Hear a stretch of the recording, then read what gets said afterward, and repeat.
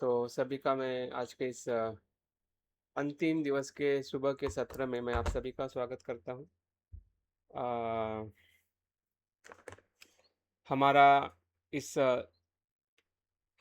8 दिवसीय जो हमारा कोर्स रहा है, मैं कौन हूँ और मैं कौन हूँ का जवाब पंचस्कंद हूँ। तो पंचस्कंदों को हमने एक एक पंचस्कंदों को उसके तत्वों में भी समझने का प्रयास किया कि वो क्या है, उसका अर्थ क्या है, उसका स्वरूप क्या है, प्रकार क्या है, और बाद में ध्यान के माध्यम से हमने उसका चिंतन और अनुभव करने का भी प्रयास किया। मतलब तीनों प्रकार की हमारी जो प्रज्ञा है, श्रुतमय प्रज्ञा, चिंतनमय प्रज्ञा और भावनामय प्रज्ञा, क्योंकि तीनों प्रज्ञा से ही हम वस्तु को, किसी भी अस्तित्व को हम पूरी तरह से समझ सकते हैं, जिसको हम सम्यक दृष्टि कहते हैं। तो सम्यक का अर्थ ही समग्रता होता है। आधा अधूरा अस्पष्ट मतलब सम्यक नहीं होता है। वो दृष्टि हो सकती है, लेकिन सम्यक दृष्टि नहीं हो सकती है। तो सम्यक शब्द का जो भावार्थ जो है, या उसकी पहचान जो है, और एक अनुभव से हमें हो सकती है कि क्या हमारी दृष्टि मध्यम है, मध्यम भी सम्यक ही है। क्योंकि जब हम समग्रता में आते हैं तो हमारी दोनों दृष्टियां विलीन हो जाती है, जिसको हम शाश्वतवाद और उच्छेदवाद कहते हैं। उसको छोड़नी नहीं पड़ती, छूट जाती है। हाँ, जैसे कि प्रकाश आता है और अंधेरा चला जाता है, तो अंधेरे को छोड़ना नहीं पड़ता है, वो छूट जाता है। क्योंकि प्रकाश का स्वभाव है अंधेरे को नष्ट करना, या अंधेरा डिसअपियर हो जाता है तब प्रकाश आता है। तो उसी प्रकार से जैसे सम्यक दृष्टि आने लगती है, तो वैसे ही हमारी जो स्व की या अस्तित्व को देखने की हमारी मिथ्या दृष्टि अपने आप ढीली होती है, डिसअपियर होती है, और फिर बाद में पूरी तरह से होती है, जिसको हम सम्यक दृष्टि कहते हैं, या निर्वाण या प्रज्ञा का अनुभव कहते हैं। हाँ, अभी थोड़ी थोड़ी हमें समझ में आएगी कि हाँ, यहाँ पे टूट रही है, यहाँ पे टूट रही है, यहाँ पे टूट रही है। तो ऐसा एक एक पल का या एक एक घटनाओं का भी अनुभव हमारे लिए बहुत ज़रूरी है, जो अभी तक हमने अनेक समय में लिया होगा।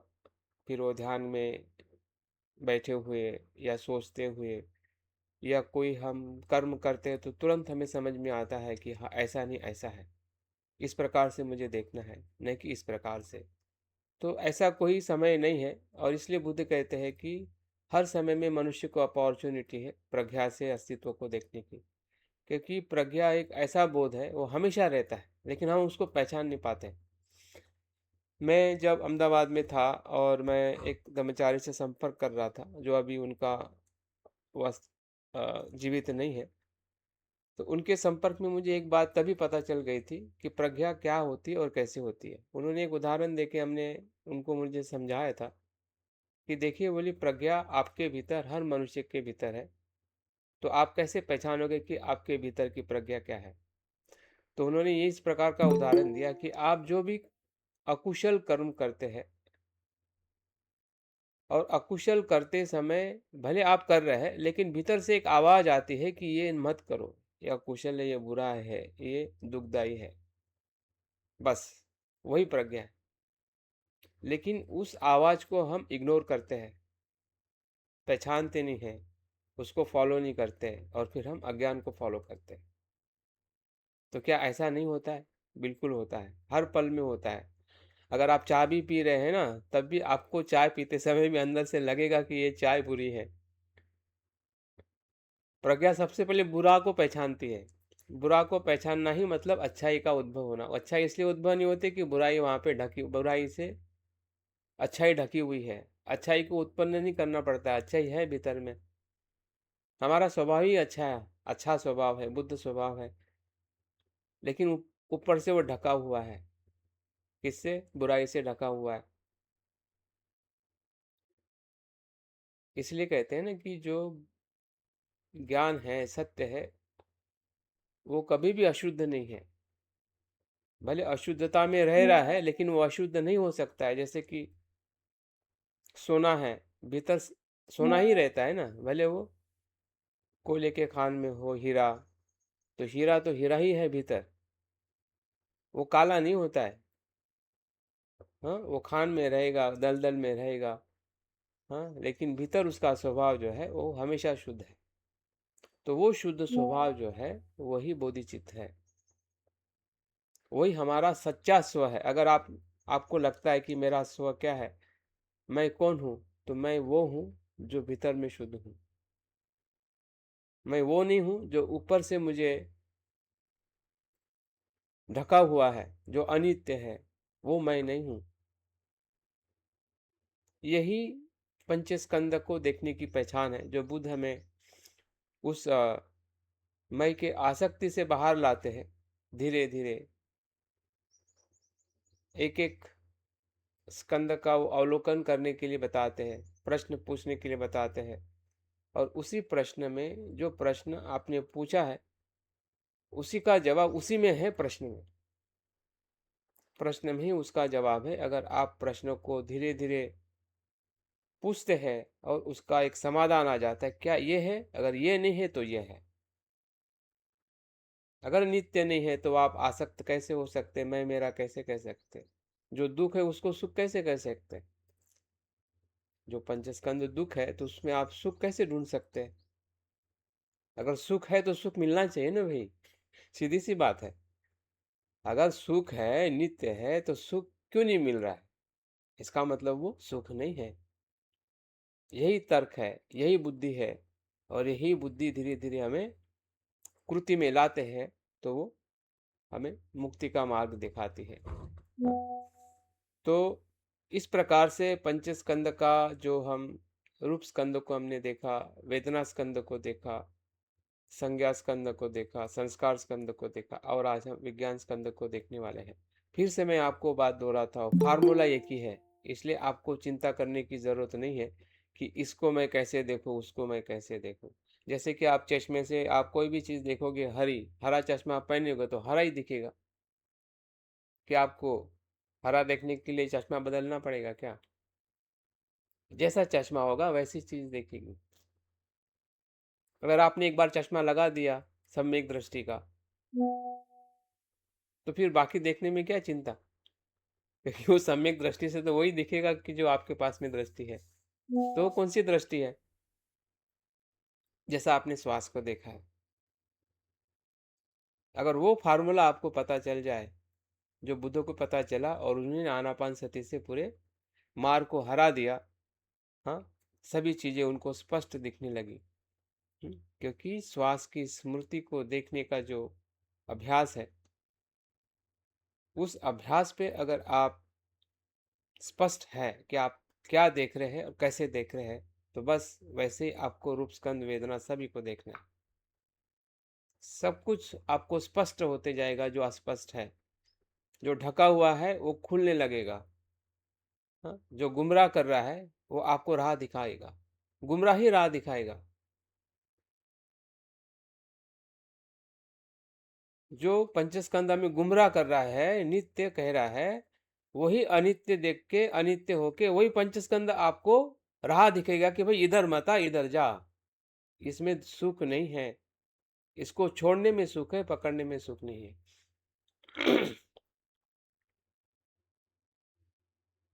शत्रु भी मित्र बन जाएगा, बुराई भी अच्छाई का मार्ग पकड़ लेगी।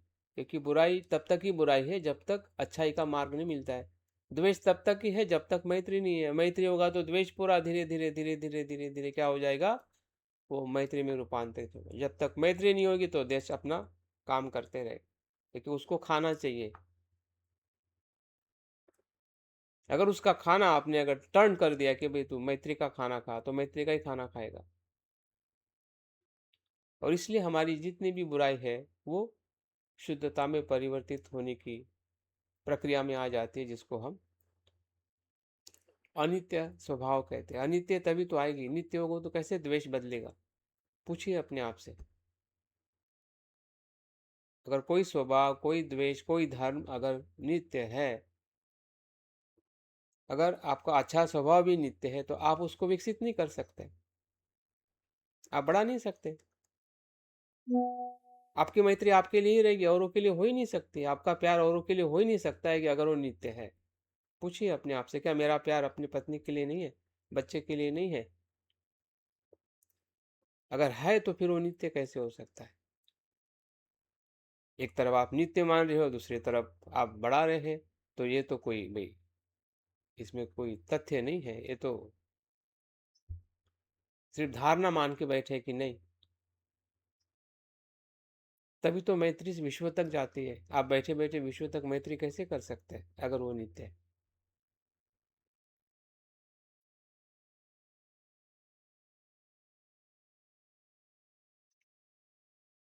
तो पंचस्कंद हमारा स्व है, जो हम शाम के सत्र में थोड़ा उसको, और मुझे समय मिलेगा और कुछ समय एक्स्ट्रा भी हम ले सकते हैं, आखिरी दिन है तो। सही तरीके से हमारा जो शुरुआत हमने किया है, क्या सही में हमने मई को पहचाना क्या? 5 स्कंदों में दिखने में अलग अलग दिखता है। रूप स्कंद में आपको मैं अलग दिखाई देगा, क्योंकि वो शरीर है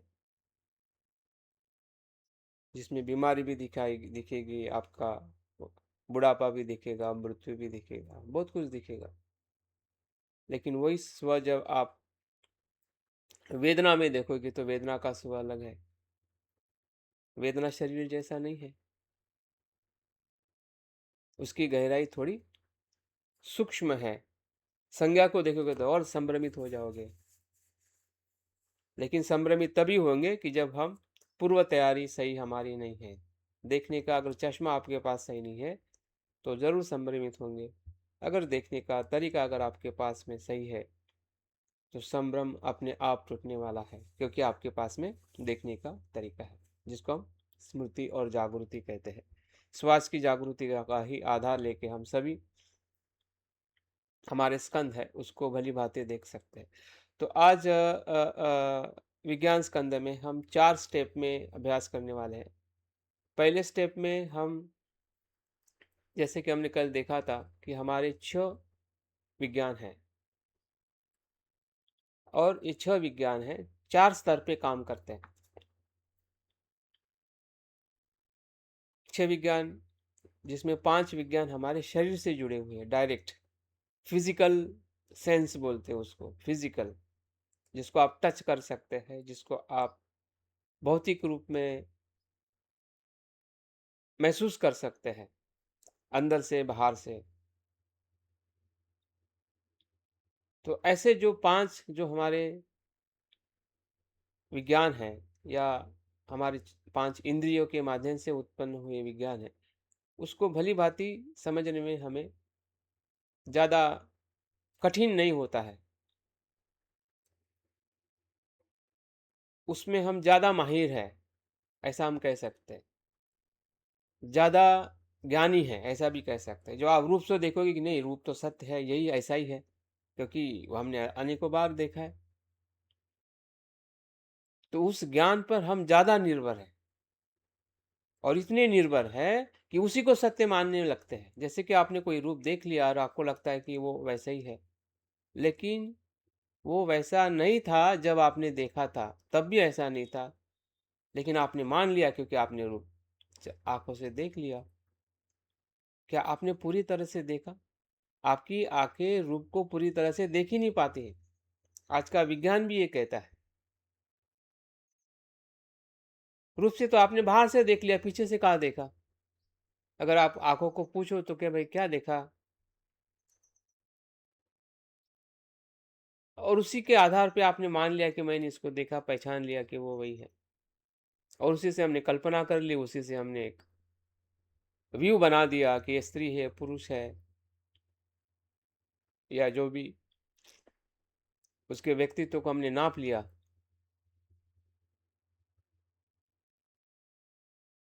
तो क्या क्या सही में हमने देखा?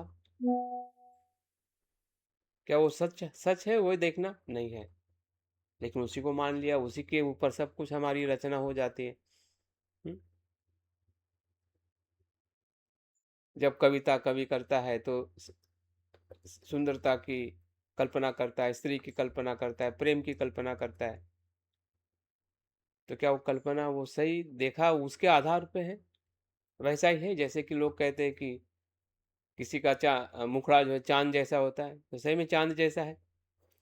ये चाँद तो वो भी उसमें भी दाग है, लेकिन कहते हैं और मानते हैं और उसी को सत्य मानते हैं कि चाँद जैसा है। जो देखा, जो कहा, उस पे जो विज्ञान या ज्ञान जो निर्माण हुआ है, एक भाव निर्माण हुआ, ये कितना भ्रामक है। और उसी भ्रम के नॉलेज में हम इस 5 इंद्रियों के विज्ञान से हम संसार को समझते हैं। छठा विज्ञान जो है जिसको हम मनोविज्ञान कहते हैं, ये पांचों विज्ञान के साथ में जुड़ा हुआ है। हर विज्ञान में मनोविज्ञान है।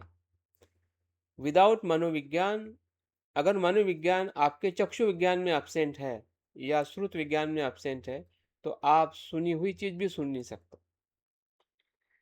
अगर सुनी हुई चीज आप सुन रहे हैं तो वहां पे मनोविज्ञान है।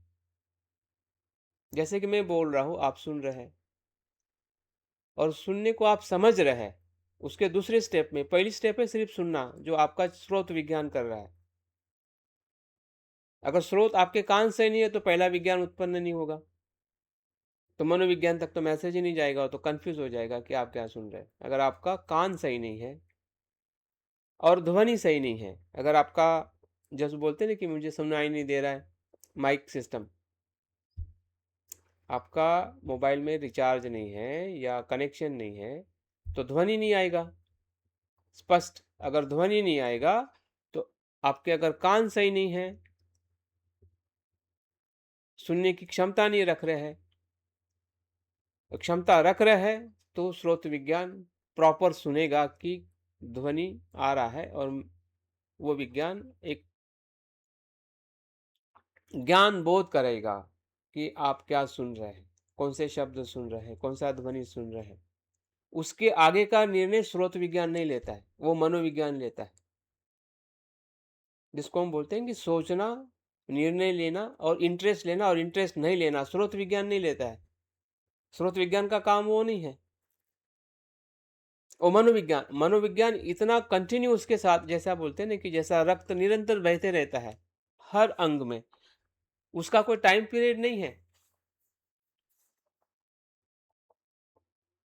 वो हर अंग में जाएगा, उसका काम करके वो निरंतर अपने अंग अलग अलग, वैसे ही मनोविज्ञान है। वो प्रवाहित है, कंटिन्यूअस फ्लो है। ये आपका इंद्रिय जो विज्ञान है वो कंटिन्यूअस फ्लो नहीं है। अगर आप आंखें बंद करोगे तो रूप नहीं दिखेगा, तो बंद हो जाएगा। समझ में आ रहा है? अगर कान बंद करोगे, ध्वनि नहीं सुनोगे, तो वो विज्ञान बंद हो जाएगा। हाँ, काया का विज्ञान बंद नहीं हो सकता है, क्योंकि काया तो हमेशा टच में रहती है। कुछ भी ढाकोगे, कुछ भी उसको बंद करके रखोगे, फिर भी उसके अनुरूप उसको वेदना स्पर्श होगा ही होगा, फिर गर्म ठंडा जैसे भी हो। स्वाद का विज्ञान बंद हो सकता है, अगर आप खाओगे नहीं तो स्वाद का विज्ञान नहीं होगा। लेकिन मनोविज्ञान का ऐसा नहीं। देखिए, अगर आप मनोविज्ञान को बाकी 5 विज्ञान के कनेक्शन में और स्वरूप में अगर पहचान लोगे, तो आपको आगे का सफर सही होगा। अगर आपने मनोविज्ञान को अन्य 5 विज्ञान के जैसा समझने का प्रयास करोगे, तो फिर आप फेल हो जाओगे, कि आप समझ नहीं पाओगे कि आगे का प्रवास क्या है।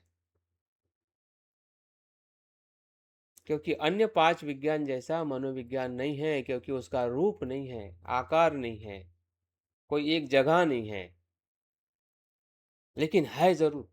अगर वो नहीं है तो आप देखो कि आप सुन रहे, आप सोच नहीं सकते, जिसको हम अपसेंट माइंड बोलते हैं, पागल बोलते हैं।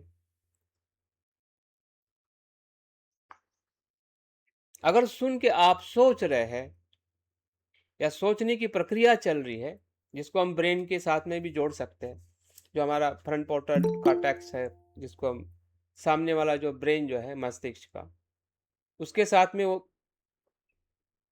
प्रक्रिया घटित होती है। लेकिन उस ब्रेन के अंदर भी प्रक्रिया चलने के लिए मनोविज्ञान जरूरी है। वो ब्रेन भी तभी एक्टिव होता है कि जब वहाँ पे मन का जो रोल कार्य करता है। अगर मन कार्य नहीं होगा, ब्रेन होके भी ब्रेन रहेगा, लेकिन जिसको हम कोमा कहते हैं या फिर अब्सेंट माइंड कहते हैं। हाँ, तो इसका मतलब ब्रेन तो है वहाँ पे, लेकिन माइंड वहाँ पे प्रॉपर रन नहीं कर रहा है। इसका मतलब मन जो है वो ब्रेन नहीं है, ना शरीर है, लेकिन वो शरीर के साथ में भी है और ब्रेन के साथ में भी। और इसलिए जो रूप है या मन जो है वो हमेशा रूप के साथ रहता है, कंबाइंड रहता है, इसलिए तो उसको स्कंद कहा गया है। वो अलग नहीं रहता है, वो साथ में ही रहता है, लेकिन उसका कार्य करने की जो पद्धति जो है या क्षमता जो है वो भौतिक रूप से कहीं गुना है, सूक्ष्म है, अभौतिक है। यह हमें अगर समझ में आ जाए तो मन का जो खेल जो है वो सब कुछ हमें समझ में आ सकता है। लेकिन अगर आप भौतिक रूप में उसको महसूस करना चाहोगे तो इंद्रियों के माध्यम से ही होगा, वो स्वयं में भौतिक रूप में नहीं है। जैसे कि प्रकाश जो है, जैसे कि मैंने उदाहरण बताया था कि जो प्रकाश जो बाहर हमें लाइट में आता है, वो भीतर में जो मैग्नेट और इलेक्ट्रिक का जो फ्लो चलता है, क्या उसको आप पकड़ पाओगे, देख पाओगे? तो आप प्रकाश को देख पाओगे, लेकिन वो भीतर है, तभी बाहर प्रकाश आ रहा है। अगर वो भीतर नहीं होगा तो बाहर प्रकाश नहीं आएगा। वैसे ही मनोविज्ञान भीतर है। हाँ, और ये चारों विज्ञान के साथ में वो, पांचों विज्ञान के साथ में वो निरंतर कनेक्ट रहता है। और इसलिए ये जो पांच, जो विज्ञान से जो कुछ भी डेटा आता है, उस डेटा को, उस जानकारी को, उस पहचान को मनोविज्ञान स्टोर करते रहता है, इनपुट करते रहता है। तो इनपुट कैसे करता है? जैसे रूप को आपने देखा, रूप तो भौतिक है, बाहर है, तो उसका सूक्ष्म रूप वो इनपुट करता है, वही नहीं जो आपने देखा। जैसे कि आपने भोजन बाहर से खाया, उसका रूप अलग है, उसका आकार है, उसका एक नाम है, लेकिन जैसे आपने भीतर लिया तो उसका रूप बदल गया ना, नहीं बदला? क्या आपको ये समझ में नहीं आ रहा है? अगर इसमें समझ में आ रहा है तो उसमें वही हो रहा है ना, उसमें क्या हो रहा है? जो बाहर था उसका जो एब्स्ट्रैक्ट रूप जो है वो मन के भीतर प्रवेश करता है।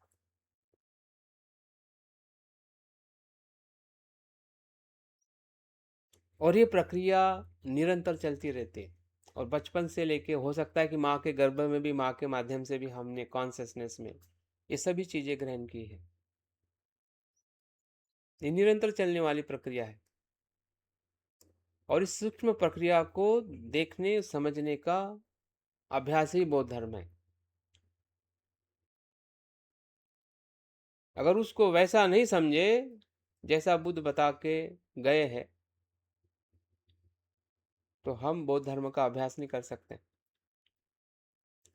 सब मन का ही खेल है। बुद्ध का धर्म ही मन से ही उत्पन्न हुआ है। और इसलिए धम्मपद की गाथा को हमेशा दिमाग में रखनी चाहिए कि मनो पुब्बंगा धम्मा मनो सेठा मनोमया। हर धर्म मन से उत्पन्न है। हर धर्म का उद्भव स्थान जो है मन है। हर कर्म मनोमय है। हर कर्म में मन है, भले आप बाहर से कर्म दिखने वाले हो लेकिन भीतर मन है।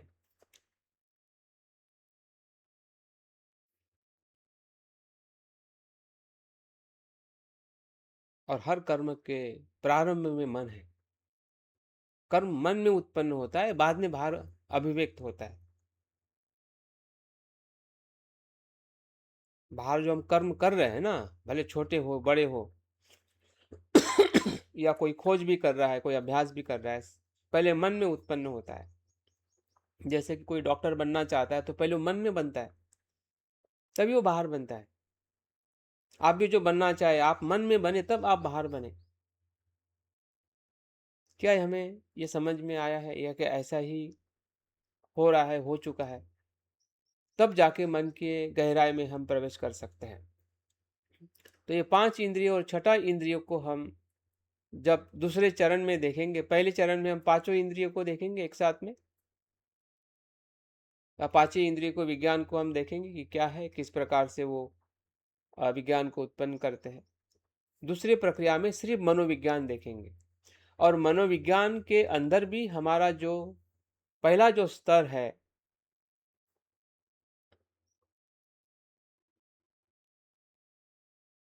या दूसरा स्तर जो है, कामावचर से रूपावचर में आना, ध्यान के प्रक्रिया में आना।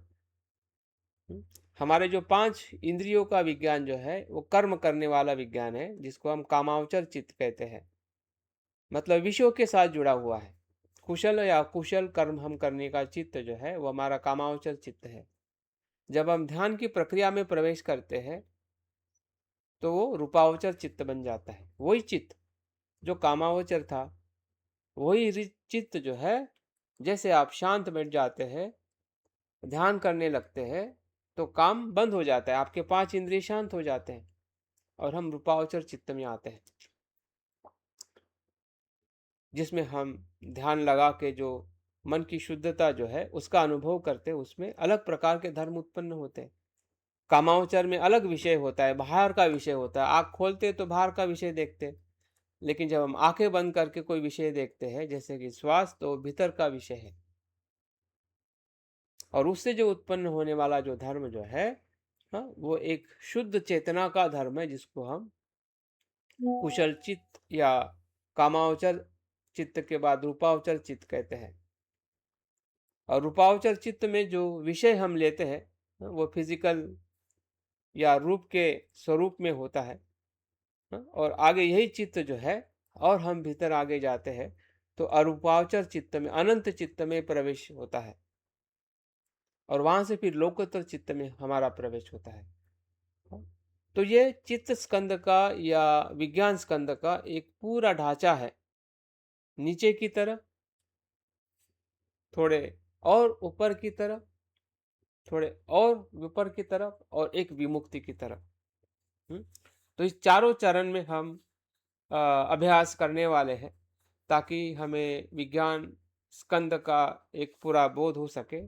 तो हम ज़्यादा अभी आगे बात न करते हुए डायरेक्ट हम ध्यान का अभ्यास करने वाले। हमारे पास में पूरे 40 मिनट है, तो 40 मिनट में हम 10-10 मिनट का अभ्यास करते हुए देखते हैं कि ये चारों प्रकार के जो चित्त के स्तर हैं और 6 विज्ञान हैं, किस प्रकार से कार्य करते हैं, किस प्रकार से उसका हम अनुभव ले पाते हैं। और एक के बाद दूसरा, दूसरे के बाद तीसरा, जो हमारा चरण जो है, अलग अलग हमारी मानसिक या विज्ञान की जो अनुभूति है वो हमें देने के लिए मदद कर सकते हैं। चलिए, ध्यान के लिए अपने बैठक को ठीक कर लीजिए। देखिए कि हम अपने काया की स्मृति, काया की स्थिरता, ये मन की स्थिरता है, क्योंकि काया भी मन का ही स्थूल स्वरूप है, जिसको हम शरीर कहते हैं। तो ये शरीर भी मन का ही स्थूल स्वरूप है। ये शरीर जो बना है, ये हमारे मन से ही, मन की आदतों से ही बना है। तो इस शरीर को जैसे जैसे हम स्थिर और शांत करते हैं, वैसे वैसे हमारा मन भी धीरे धीरे शांत होने लगता है।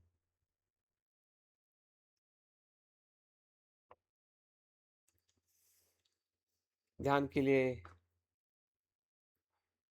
अभी हम तैयार हैं।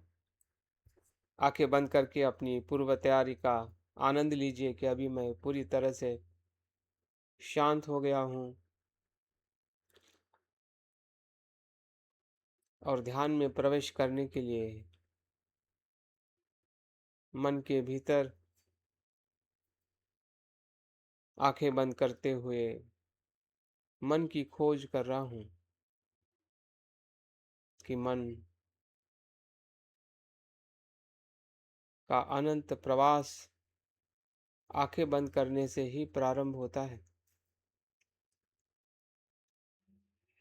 बाह्य विश्व से जो हमारा संबंध है, संपर्क है, टूटता है और भीतर के विश्व से जुड़ जाता है। इसीलिए ध्यान में आंखें बंद करना ज़रूरी है।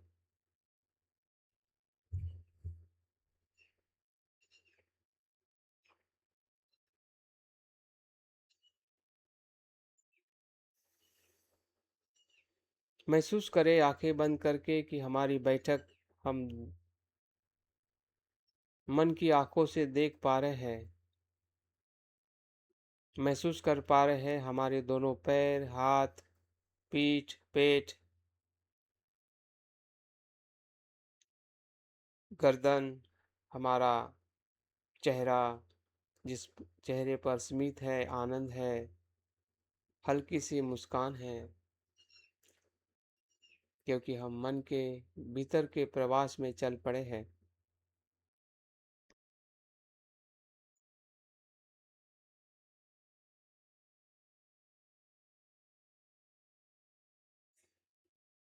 जो अशांति से शांति की तरफ ले जाने वाला है, भटकाव से एकाग्रता की तरफ ले जाने वाला है। इसकी खुशी हमारे चेहरे पर महसूस हो रही है। जैसे कि कोई हम प्रवास में निकलते हैं तो हम आनंदित होते हैं उस जगह को देखने में जो जगह हमने देखी नहीं है।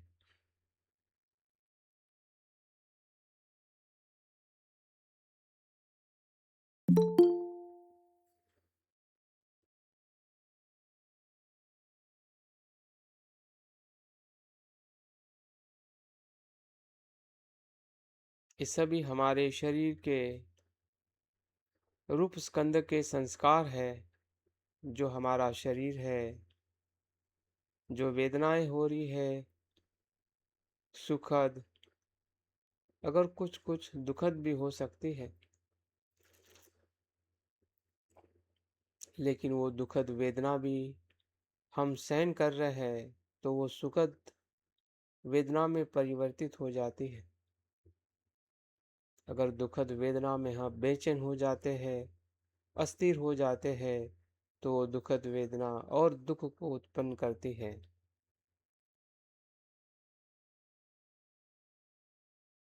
और हम बेचैन होने लगते हैं।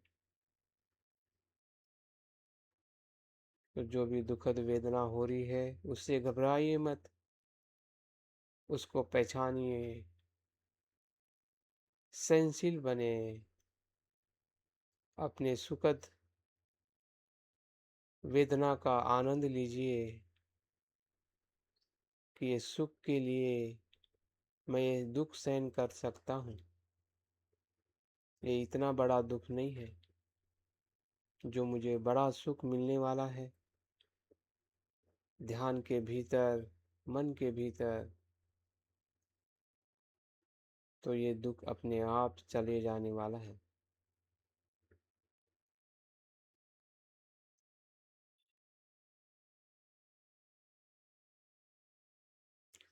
जो शब्द आप सुन रहे हैं ये संज्ञा स्कंध है। उस शब्द को सुनिए, लेकिन अपने मन के भीतर उसे खोलिए। शब्दों को वैसे ही भीतर मत जाने दीजिए, अर्थों को भीतर ले जाने दीजिए। उसके संकेत को, उसके उद्देश्य को पहचानिए।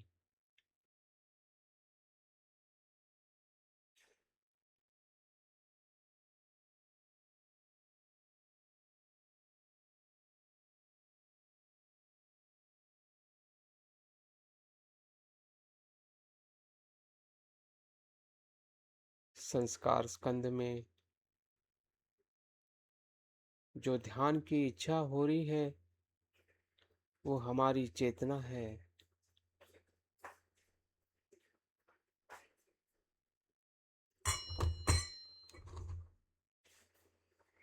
जो चेतना हमें ध्यान के लिए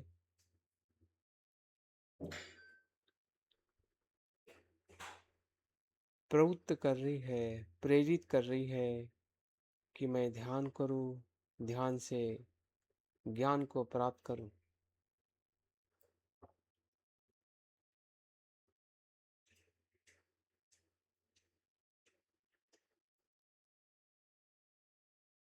जो बुद्ध का संस्कार है, बुद्ध का बीज है, बुद्ध की ऊर्जा है, वही ऊर्जा संस्कार स्कंद है, जो शुद्ध है,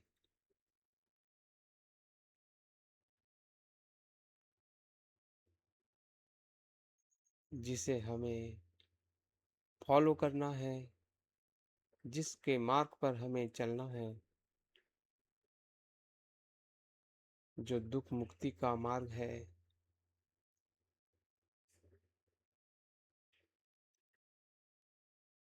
वही मेरी चेतना है, वही मेरी इच्छा है, वही मेरी चाहत है, दुख से मुक्त होने की, जागृत होने की, बुद्ध होने की।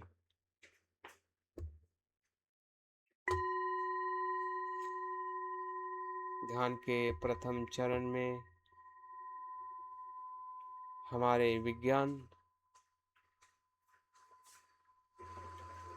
स्कंद के प्रथम चरण में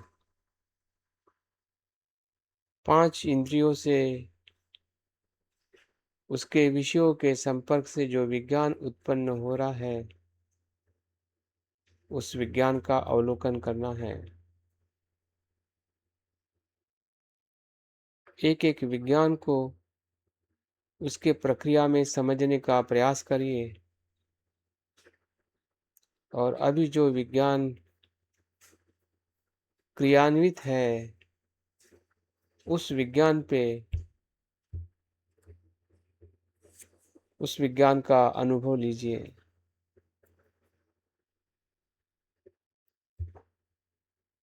सबसे पहले चक्षु विज्ञान को पहचानिए।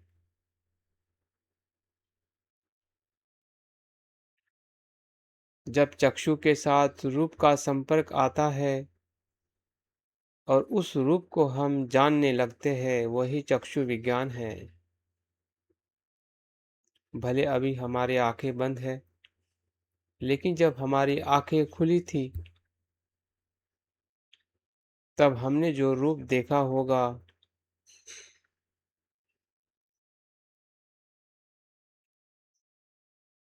तो उस प्रक्रिया का अनुभव लीजिए। किस रूप को देखा, कैसे देखा और क्या हुआ, इन तीनों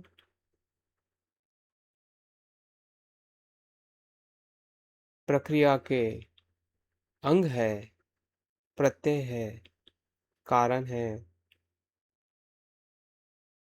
इस कारण में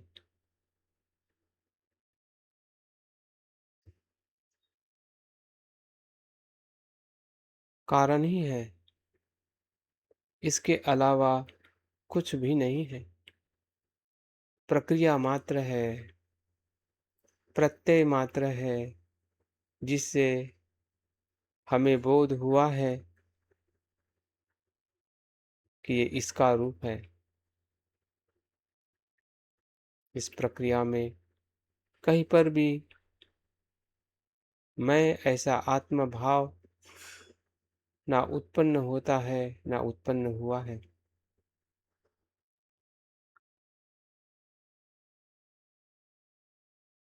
देखने की प्रक्रिया बहुत ही स्पष्ट है, नैसर्गिक है, प्राकृतिक है कि आंखें खुलती है, रूप आता है और उसका ज्ञान उत्पन्न होता है, वही चक्षु विज्ञान है।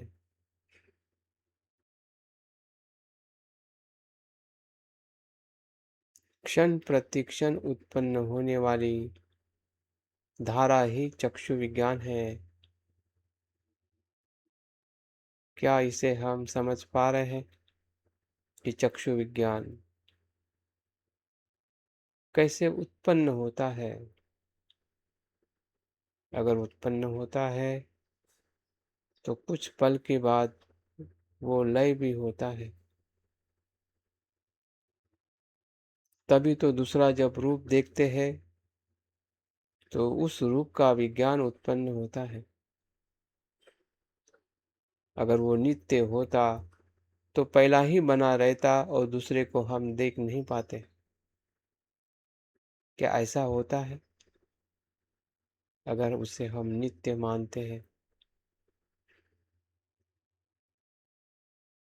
अगर ऐसा नहीं होता है, इसका मतलब पहला जो रूप हमने देखा था वो उत्पन्न होके लय में प्राप्त हुआ है, तभी दूसरा उत्पन्न हुआ है।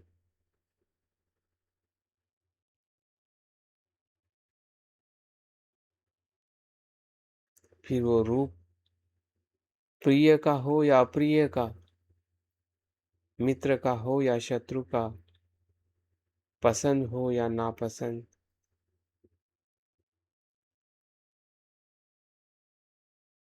किसी भी प्रकार का रूप, आकर्षण करने वाला हो या कुरूप जो नापसंद करने वाला, सभी रूप से ऐसा ही विज्ञान उत्पन्न होता है और क्षण में ही लय हो जाता है।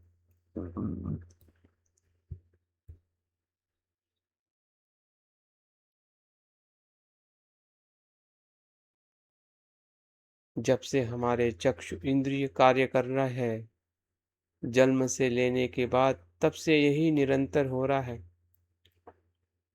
अभी भी हो रहा है, कल भी होगा। जब तक हमारा मृत्यु नहीं होता है, तब तक चक्षु रूप और चक्षु विज्ञान,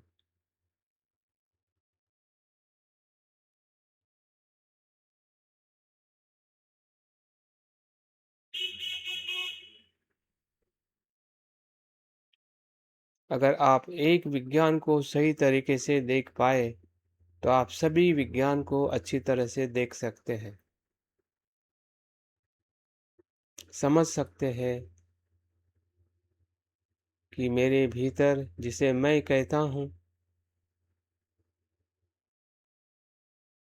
या मैंने देखा है, मैं देख रहा हूँ, ये व्यवहारिक ज्ञान है, लेकिन भीतर में मैं ऐसा कुछ भी नहीं है,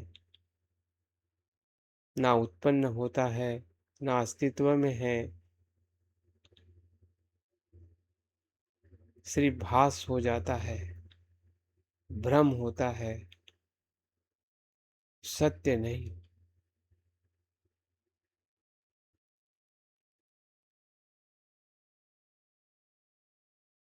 सत्य तो अनित्य है, अनात्म है, जिसमें सिर्फ प्रक्रिया घटित होती है। रूप, चक्षु और चक्षु विज्ञान, इसी का ही प्रवाह है, जिसमें हमें रूप का बोध होता है।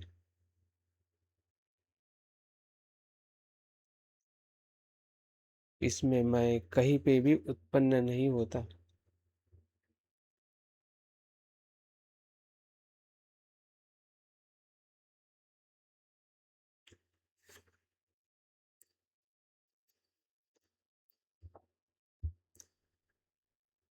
वैसे ही अपने स्रोत विज्ञान को देखे, जो हमारा कान है और ध्वनि या शब्द है। ध्वनि शब्द के संपर्क में हमारे स्रोत आने से ही स्रोत विज्ञान उत्पन्न होता है। उस शब्द को, उस ध्वनि को हम जानने लगते हैं, पहचानने लगते हैं कि ये मधुर है या मधुर, सुंदर है या सुंदर, प्रिय है या प्रिय,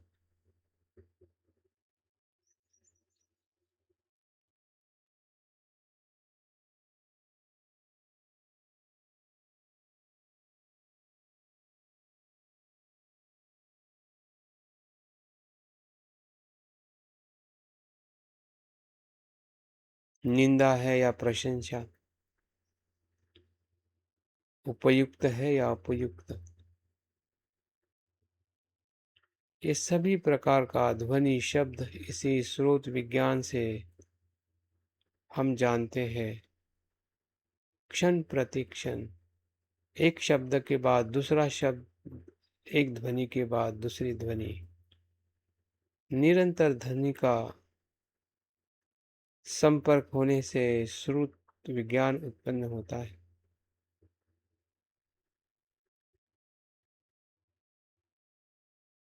अगर वो नित्य होता तो एक ध्वनि के बाद दूसरी ध्वनि हम नहीं सुन पाते, समझ पाते। शब्द भी वहां पे ठहर जाता, रुक जाता।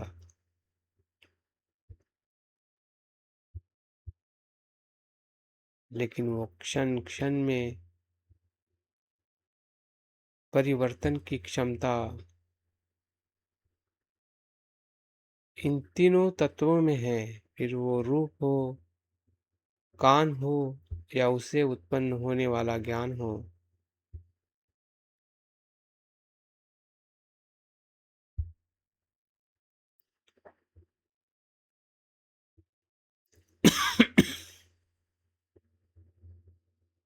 इसी से हमने अनेक शब्द सुने हैं।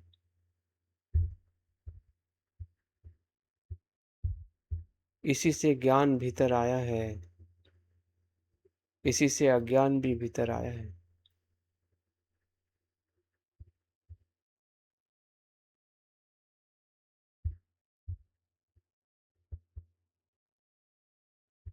अभी भी आप जो हमारा विज्ञान सक्रिय है, वो स्रोत विज्ञान ही सक्रिय है।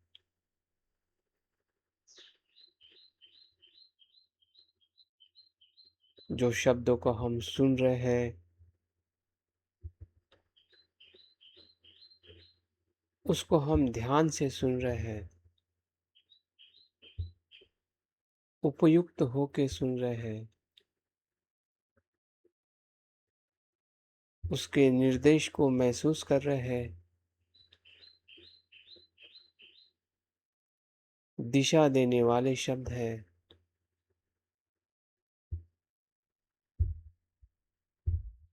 और उस दिशा का हमारा चित्त अनुकरण कर रहा है।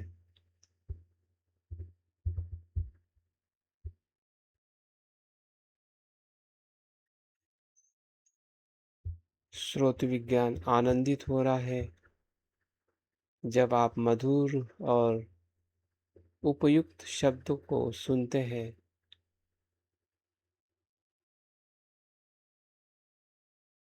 या मधुर संगीत सुनते हैं।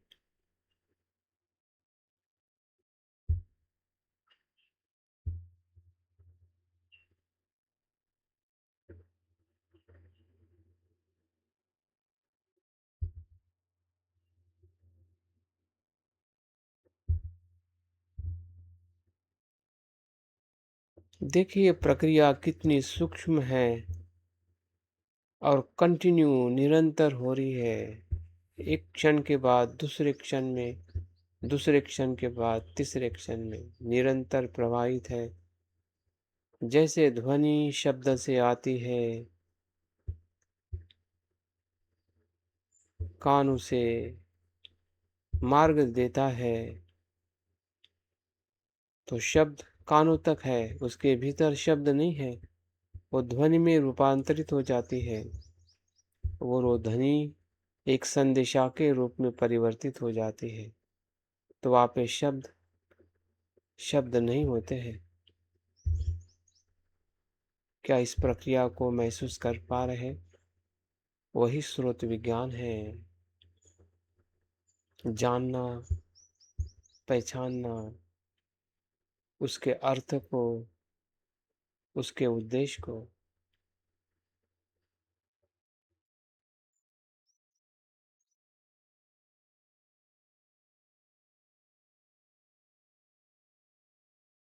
वैसे ही हमारे घ्राण विज्ञान है, जिससे हमें गंध का अनुभव होता है। जीवा विज्ञान है, भोजन करते समय या पानी पीते समय हमें स्वाद का अनुभव होता है, और वो विज्ञान उत्पन्न होता है। हमारी काया, जो पूरे 6 फीट में सर से लेके पाँव तक सबसे बड़ा इंद्रिय है, जो शरीर के किसी भी जगह से हमें स्पर्श का अनुभव होता है, और काया विज्ञान उत्पन्न होता है। स्पर्श का अनुभव, ठंडा गरम, सुखद दुखद, पसंद नापसंद, ये सभी जानने लगता है।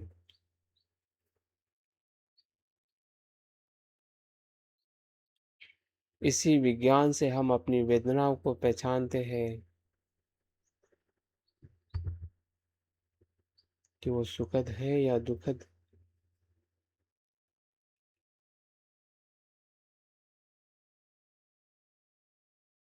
हम वेदना से भी जानते हैं और विज्ञान से भी जानते हैं, लेकिन दोनों का जानना पूर्ण नहीं है जब तक हम प्रज्ञा से नहीं जानते हैं।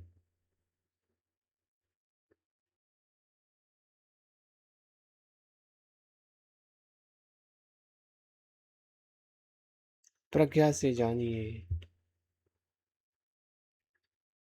कि ये वेदनाएं और ये विज्ञान दोनों अनित्य है। क्षण प्रतिक्षण उत्पन्न होना और लय होना, यही उसका धर्म है, स्वभाव है। यही प्रज्ञा है।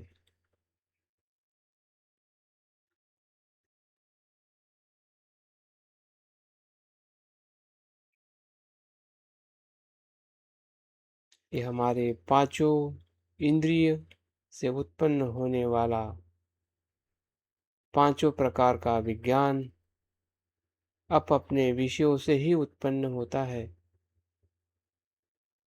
जब जब विषयों का संपर्क होता है, तब तब वो विज्ञान उत्पन्न और लय होता है। वो विज्ञान कहीं पे ऐसा ठहरा रुका हुआ नहीं है, या उसकी कोई नित्य धर्म भी नहीं है। वो तभी उत्पन्न होता है जब विषय का संपर्क होता है। जैसे कि अगर आपकी आंखें बंद है तो चक्षु विज्ञान कार्यान्वित नहीं होता है। जैसे कि आप भोजन नहीं ले रहे हैं तो स्वाद विज्ञान उत्पन्न नहीं होगा। वो पहले से ही मौजूद नहीं है, वो किसी प्रत्यय से ही उत्पन्न होता है। समझिए, जानिए, अभी तक हमने जो भी कर्म किए हैं वो इसी पंच इंद्रियों से ही कर्म किए हैं। फिर वो कुशल है या कुशल, यही हमारा कामावचर चित्त है, काम करने वाला।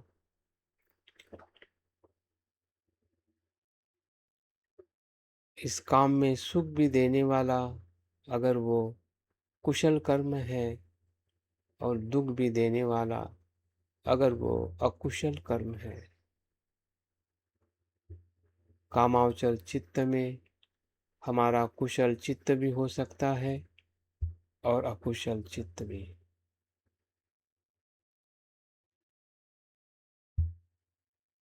हमारा शिलाचरण कुशल कामावचर चित्त उत्पन्न करता है, और हमारा दुराचरण अकुशल कामावचर चित्त को उत्पन्न करता है। यही वो 5 इंद्रिय है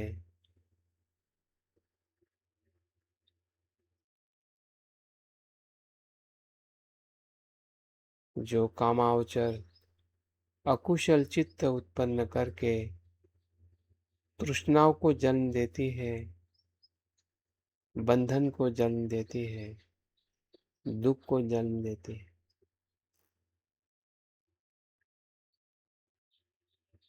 क्या इसे हम देख पा रहे हैं?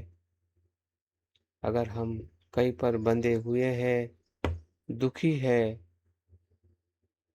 तो इसी इंद्रियों के अकुशल आचरण से ही हम दुखी है। फिर हमारा शरीर का स्वास्थ्य हो या बीमारी हो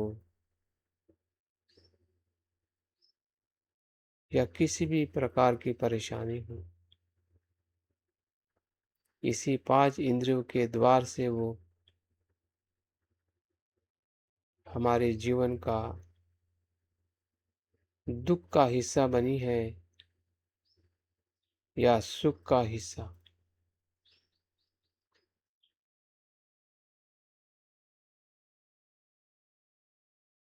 मेरा सुख भी मेरी इंद्रियों पर ही निर्भर है, मेरा दुख भी मेरे ही इंद्रियों पर निर्भर है।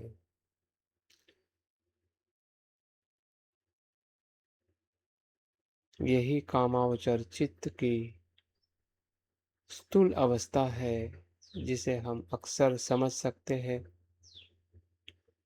बता सकते हैं, पहचान सकते हैं कि मैं सुखी हूँ या दुखी हूँ, अच्छा हूँ या बुरा हूँ।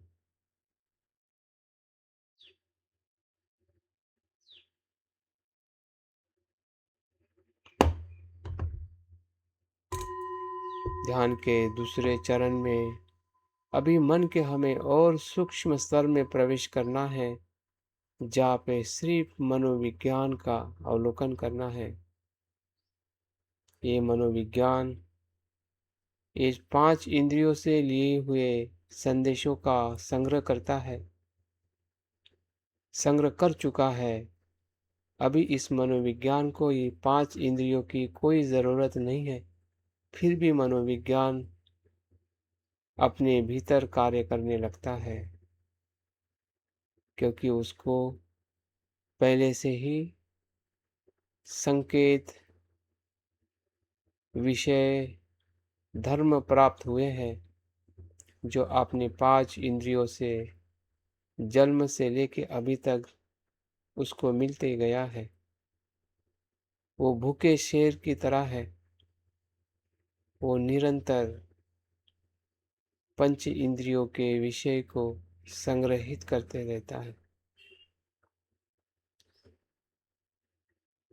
अभी इस मनोविज्ञान को समझने के लिए हमें 5 अन्य विज्ञान की आवश्यकता नहीं है। इसको मन से ही, मन के स्तर पे ही हमें समझना है कि ये मनोविज्ञान हर 5 इंद्रियों के साथ में संपर्क में रहता है और स्वयं भी अपने कार्य से वो कार्य करता है। स्वयं कल्पना करना, स्वयं चिंतन करना, तर्क करना, वितर्क करना, 5 इंद्रियों के अलावा भी वो तर्क कर सकता है, कल्पना कर सकता है, सोच सकता है, देख सकता है। जो चक्षु विज्ञान ने नहीं देखा, वो मनोविज्ञान देख सकता है। उसकी भी देखने की क्षमता असीम है, जानने की क्षमता गहरी है, क्योंकि चक्षु विज्ञान चिंतन नहीं कर सकता, विश्लेषण नहीं कर सकता, सिर्फ वो देखता है। मनोविज्ञान देखता भी है, जानता भी है और तर्क वितर्क भी कर सकता है।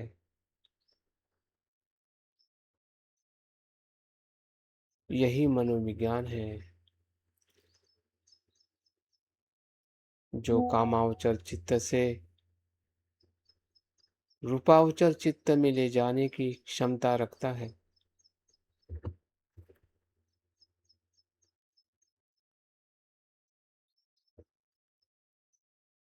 शुद्ध चित्त में परिवर्तित करने की क्षमता रखता है, वही मनोविज्ञान है।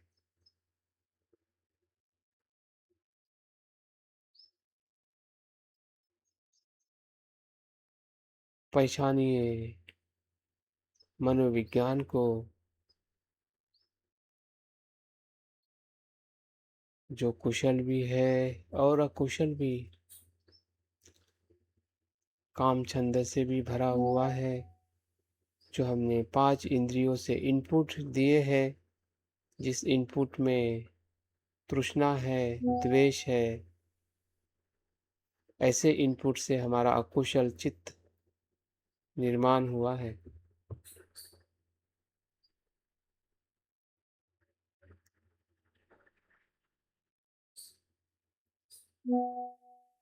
उसी के विचार आ रहे हैं। अगर वो बुरा है, बुरे विषय है, बुरा कर्म है, तो हमारा कुशल चित्त हमें अनुभव हो रहा है। उसको आने दीजिए, पहचानिए कि अकुशल है, ये कामचंद है, ये द्वेष है, ये भय है, ये आलस है। उससे डरिए मत, भागिए मत, क्योंकि हम जागरूक है। इस अकुशल चित्त को हमें कुशल चित्त में रूपांतरित करना है। धीरे धीरे हमारा ध्यान अपने कुशल चित्त पर लेके आइए। किसी रूप का आलंबन लीजिए, गुण का आलंबन लीजिए, अपने मैत्री को, अपनी कुशलता का स्वाद लीजिए, उसी पे चिंतन करने लगिए। उस कामचंद की ऊर्जा को डाइवर्ट करिए कुशल चिंतन में, कुशल विषय के साथ। हमारे भीतर जो कुशल धर्म है, श्रद्धा है, मैत्री है, करुणा है, वीर्य है, जागृति है, ये कुशल चित्त है, ध्यान का चित्त है। अपनी अच्छाई पर ध्यान ले आइए, मैत्री करिए। मैत्री का विचार, ध्यान का विचार है कि मैं सुखी हूँ, क्योंकि मैं ध्यान कर रहा हूँ। मैं सुखी हूँ, मैं अभ्यास कर रहा हूँ, शील का आचरण कर रहा हूँ, मदद कर रहा हूँ, इसलिए मैं सुखी हूँ। मैं शीलवान हूँ, मैं प्रज्ञावान हूँ, मैं स्मृतिमान हूँ।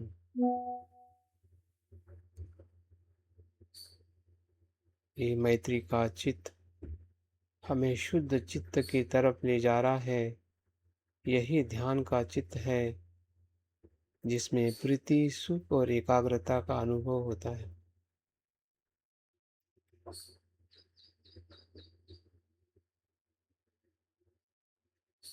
हमारे भीतर की शुद्ध धर्म का स्वरूप हमें आनंद दे रहा है। यही रूपावचर चित्त है, ध्यान का चित्त है। हम कामलोक से रूप लोक में प्रवेश कर चुके हैं। संसारिक इच्छाओं, तृष्णाओं से अभी हमें ध्यान करने की तृष्णा, इच्छा और स्वाद, आनंद आ रहा है।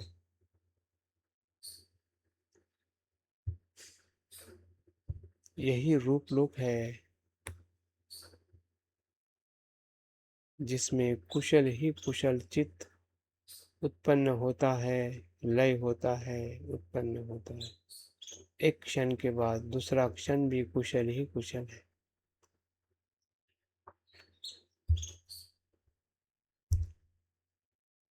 शील से मन सुखी हो रहा है, ध्यान लग रहा है, एकाग्रता आ रही है, आनंद आ रहा है। ऐसा आनंद जो भीतर से आ रहा है, ये बाहर का भौतिक आनंद का सुख नहीं है।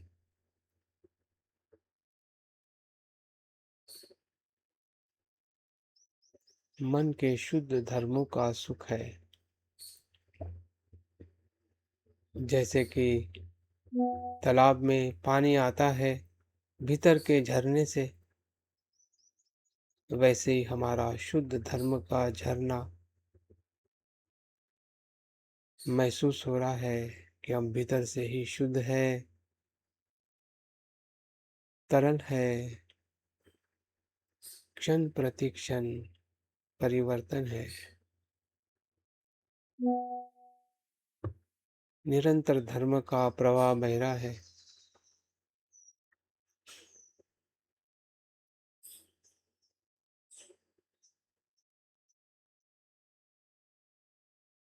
शुद्ध चित्त की धारा ही रूप लोक है, ध्यान का चित्त है।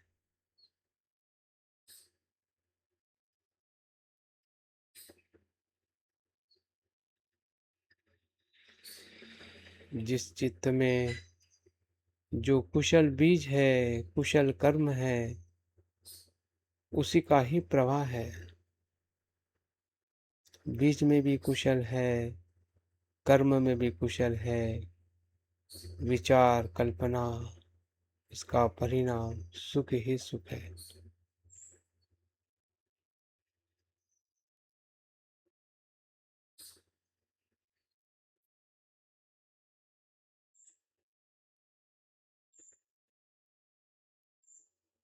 इस सुख में भी ऐसा कोई नित्य आत्मा ना उत्पन्न होता है, ना निर्माण होता है। ये अनेक धर्मों का प्रवाह है। किसी आत्मा धर्म का नहीं, ये अनात्म धर्म का प्रवाह है।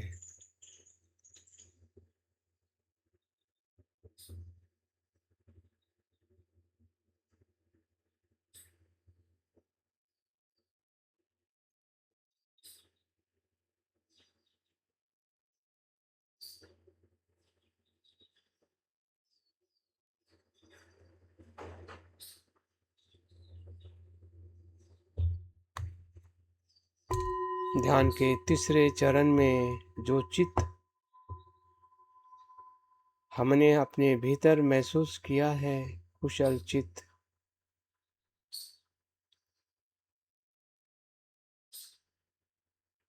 उसी विज्ञान को अनंतता में अनुभव करें कि इसकी मर्यादा अनंत है,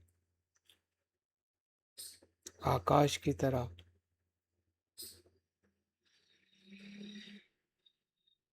ये विज्ञान, ये चित्त मेरे इस शरीर और इसी सीमा तक मर्यादित नहीं है। ये हर एक चित्त का अनुभव है जो इस ब्रह्मांड में विराजमान है। सभी का ऐसा ही कुशल चित्त है जो पूरे ब्रह्मांड में अनंत आकाश तक फैला हुआ है, जिसकी कोई सीमा नहीं है। ऐसा विज्ञान है।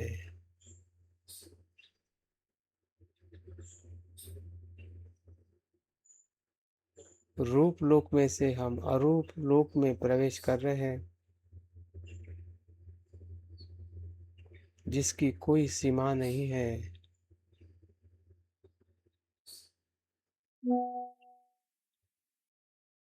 असीम है, अनंत है, अनंत विज्ञान, अनंत आकाश,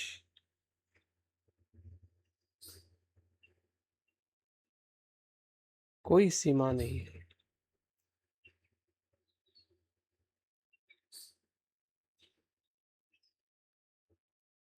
जितना भीतर मेरा चित्त अनुभव हो रहा है,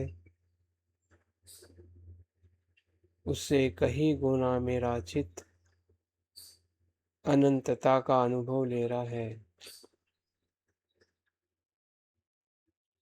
क्योंकि चित्त ऊर्जा है, प्रकाश है। जैसे कि सूर्य का प्रकाश पूरे पूरे पृथ्वी पर फैलता है, उससे भी कहीं गुना विज्ञान का प्रकाश है, जो सभी सीमाओं को तोड़ता है।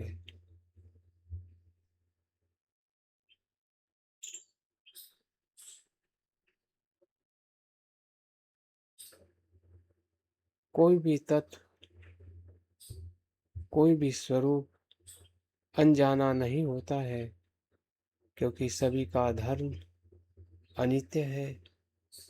उस धर्म भाव में सभी विषय, सभी ब्रह्मांड अनंतता के अनुभव में है।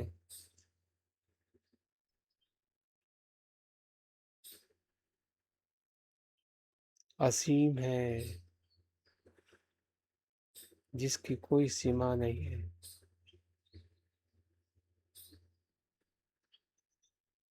यही शून्यता है।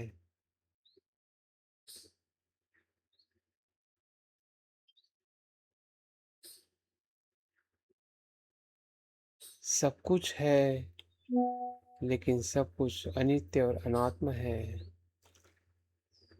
कुछ भी स्वयं में स्वतंत्र नहीं है, कुछ भी नित्य नहीं है। यही भाव शून्यता का अनुभव है।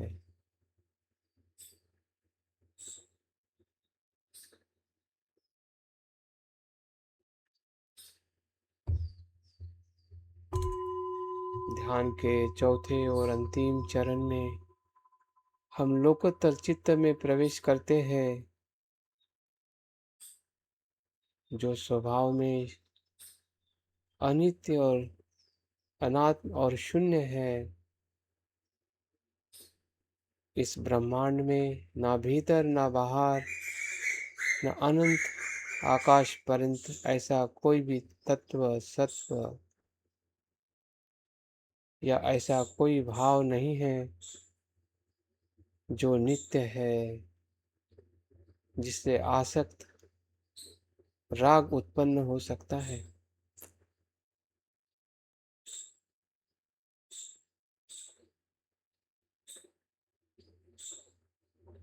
सभी सत्व में, तत्व में राग उत्पन्न हो रहा है, निरोध उत्पन्न हो रहा है, अनासक्ति उत्पन्न हो रही है, और हम अरूपावचर चित्त से लोकोत्तर चित्त में प्रवेश करते हैं, जहाँ पे अनासक्ति, मैत्री, करुणा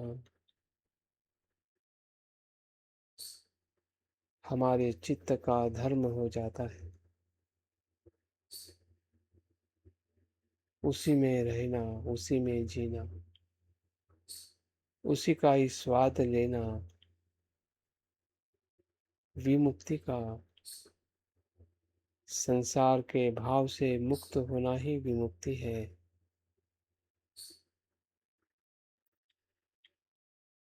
लोकोत्तर चित्त है, जहाँ पे संस्कार असंस्कार का अनुभव होने लगता है। संस्कार कामलोक, रूपलोक और अरूपलोक तक ही है। लोकोत्तर चित्त में संस्कार असंस्कारित हो जाता है। संस्कार तभी तक होता है जब तक उसमें राग उत्पन्न होता है। जहाँ राग उत्पन्न हो जाए वही असंस्कारित चित्त है, जिसमें कोई तृष्णा नहीं है, आसक्ति नहीं है, ना उसका जन्म होता है ना मरण। जन्म मरण से वो मुक्त है, शांत है, मौन है, शुद्ध है, पूर्ण है।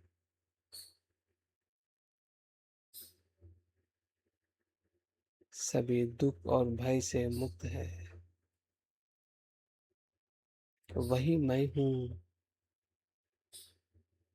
संपूर्ण, शुद्ध, अनासक्त, मैत्री से, करुणा से भरा हुआ।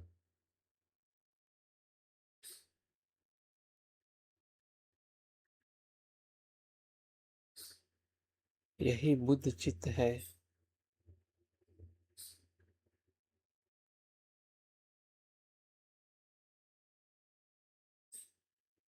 जो बुद्ध ने अनुभव किया है उसी का कुछ न कुछ मैं भी अनुभव कर रहा हूँ। मैं जान पा रहा हूँ कि मैं कौन हूँ। मैं ना आत्मा हूँ, ना नित्य हूँ। मैं तो अनासक्त हूँ। मैं बुद्ध हूँ।